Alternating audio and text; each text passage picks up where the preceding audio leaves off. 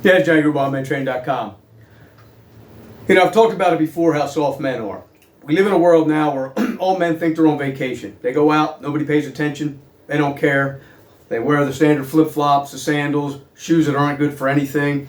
Nobody ever expects when they're out in the real world that something bad's going to happen to them.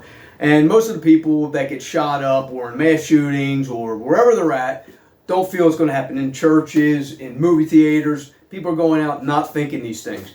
If they were more prepared, maybe they would pay attention. They'd sit closer to the exits, or they'd have an escape plan. And a lot of, fires in your house, escape plan. Most people don't do that anymore. And when people act this way, it puts other people at risk. Like, for instance, when I go to a restaurant, I've always been this way. I want to be able to see who's coming in, okay? I like to have my back against the wall. I like to be able to see where my exits are, how close I can get there, or how fast I can get to them, how close I am. Do these tables come up? Can I use them? Whatever. I'm always paying attention, always. I'm one of those guys that, I'm in a movie theater. I check the scene out, see what I see in there, see if I see any strange people in there. I don't want to be a statistic because I'm not paying attention. I was driving truck down there in State College up here in Pennsylvania. Just making a few rounds. And it was about the time when there was some crazy bombing shit going on. And I remember driving around, sitting at a light, looking over at a Dunkin' Donuts in the middle of this college town, Penn State, seeing this backpack unmanned, nobody around it, which is odd because where I come from, you don't leave shit around because somebody will steal it. So I noticed it there, and I'm like, that's kind of odd. All these people around it, tons of people, nobody's around it. So I started thinking, man, what if that is a fucking bomb? So as the light changes, I go around and I keep going, and I think, man, I got to go check, because if something happens, I'll never forgive myself. So I go back around the block, parked the truck blocks away, pulled the air brakes, got out, and I walked up a couple blocks away where I could see this bag. I was ready to call the police. I waited for a few minutes. I was like, if somebody doesn't come pick this bag up, I'm calling the police. Because God forbid if something happened. And luckily a guy came and took the bag and left. But I was aware. I'm just sitting there. I just noticed it. Okay? It's just how I am. People say, well, you shouldn't walk around and be scared. Like, I'm not afraid. It's just like when I'm walking on a busy sidewalk with a lot of people.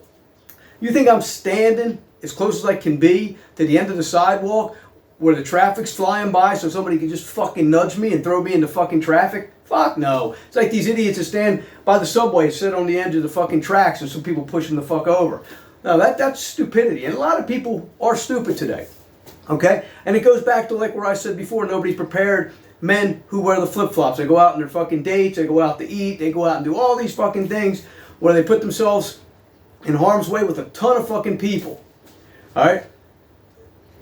That's when the fucking shit happens, when you're not prepared. It's like, for instance, when I go and do my rucks, or I go out and do anything outside of my yard, I don't wear headphones, earbuds. I don't wear that shit. I don't wear that stuff when I leave my damn yard. Okay, and if I'm cutting my grass or something, and I might wear them. But when I'm outside of my yard, anywhere else, I'm not wearing them.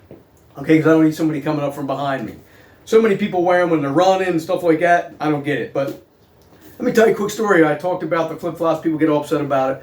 There was a fitness influencer who was talking about a vacation he came back from on a plane. And when he came back from the plane, he was on the plane with his wife and his kids. And there was an unruly passenger. And the flight crew came up to him and another man, and said, I might have told you this before, and they asked if this guy doesn't calm down, could they give him a hand? And they said, yes, of course. Well, this guy's been training a little bit in jiu-jitsu and things like that. So the flight crew came up and asked him for help. He comes up, he tries to get him in a chokehold. The guy starts struggling. Well, he admitted he had flip-flops on. He slipped, stumbled, almost fell. Luckily, there's another guy there to help him, and he eventually